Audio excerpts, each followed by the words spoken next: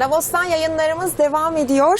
Cüneyt Zapsu Danışmanlık Yönetim Kurulu Başkanı Cüneyt Zapsu bizlerle beraber. Cüneyt Bey hoş geldiniz efendim. Hoş bulduk. Bir sene daha geçti. Evet, bir sene daha geçti. Davos'un son gününe geldik. Cuma. Hemen hemen bütün devlet başkanları herhalde bugün itibariyle gidiyorlar Davos'tan. Siz de birçok panele katıldınız. Bugün de katıldınız. Ne enteresan neler vardı? Neler söylemek istersiniz? Bilmiyorum, imkanım olmadı seyretmeye, daha evvelki arkadaşlarımız neden bahsettiler ama benim 3 şey dikkatimi çekti. Birincisi Cyber War. İkincisi beyin üzerindeki gelişmeler. Üçüncüsü de hologram, hani gözlüklerle yeni yapılması, başlanan şeyler. Çok kısa anlatayım. Gözlüklerle artık 3 dimensyon hologram şeklinde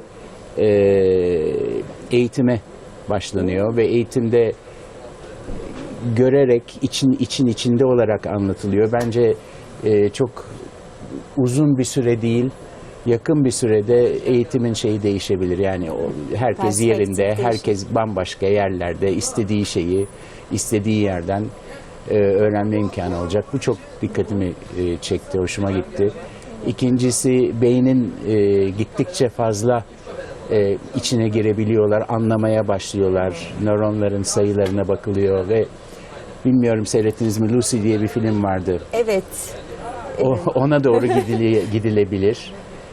Kullanmaya başladığımızda hakikaten bütün her bir şeyini. Cyber War çok korkunç bir şey.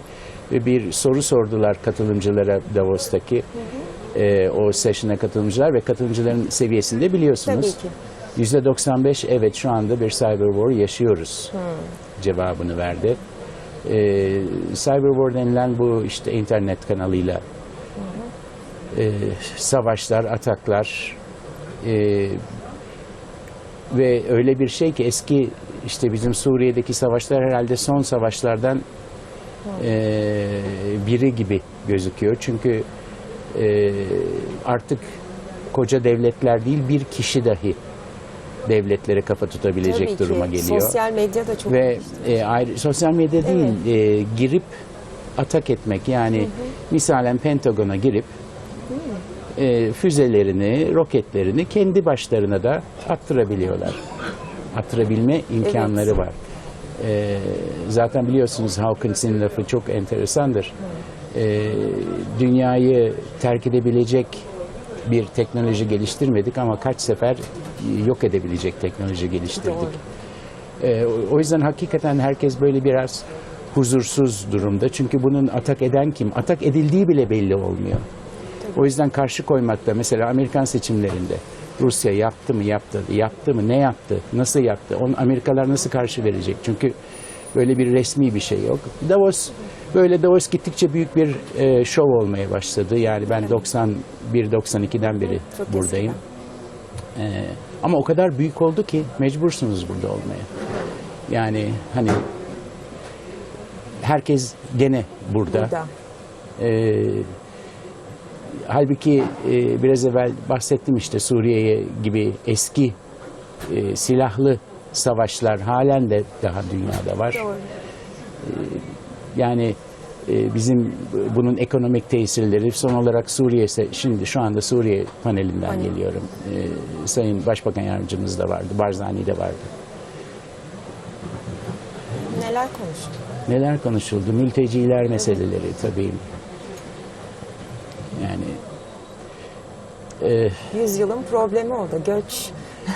Theresa May de diyor, ben göçmenleri alacağım ama yüksek yetenekli göçmenleri İngiltere'ye alacağım diyor. Bu da enteresan tabii, zor şimdi, bir döneme ama bazı gidiyoruz. gerçekler var, yani buna herkes uyması lazım. Bu arada Davos'un, daha doğrusu World Economic Forum'un Türkiye'ye de inşallah İstanbul'a bu sene gene tekrar geçireceğiz. Fakat belki biraz daha şöyle bir otursun inşallah, referandum hayırlısıyla bittikten sonra biraz daha Türkiye oturup böyle birçok kişinin eyvah dünya yıkılacak olmadığını biraz görebilirlerse, biraz daha oturmuş olursa ve Suriye'de de bir yerde bir ateşkes, bir düzelme olduğu takdirde çok daha fazla ilgi çekeceğinizden sanıyoruz. O yüzden yaz sonuna düşünüyoruz bunu yapmaya, İstanbul'u yapmaya.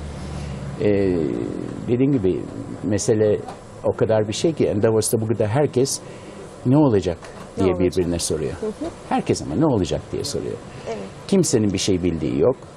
Devamlı sözüm ona bilenlere işte Trump administration ne yapacak deniyor. Kimse bir şey bildiği yok ki.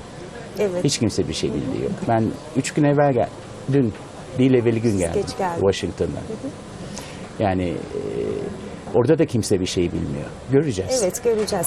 Çok kısa bu öğlen bir yemek veriyorsunuz. Başbakan Yardımcısı Mehmet Şimşek Türk yatırımcılarla buluşacak. Neler bekleniyor burada? Kısaca alalım mı sizden Cemil Bey? Bekleme diye bir Evet. şey yok. Zaten Neler hayatta hep konuşacak? beklentilerinizi çok düşük tutun ki bir şey olduğu zaman Doğru. sevinesiniz. Yani beklenecek bir şey yok. Yalnız hakikaten herkes birbirine buradan neler alabildik, kim kimlerle görüşebildi, yeni bir şey var mı? Evet. Böyle bir daha çok sohbet toplantısı yapacağız Anladım. inşallah. Biraz sonra yapacağız zaten. Evet, çok teşekkürler yanımıza Ben katıldığınız için. teşekkür ederim. Sağ olun. Evet, Davos'ta Cüneyt Zapsu Danışmanlık Yönetim Kurulu Başkanı Cüneyt Zapsu sorularımızı yanıtladı. Söz tekrar İstanbul'da.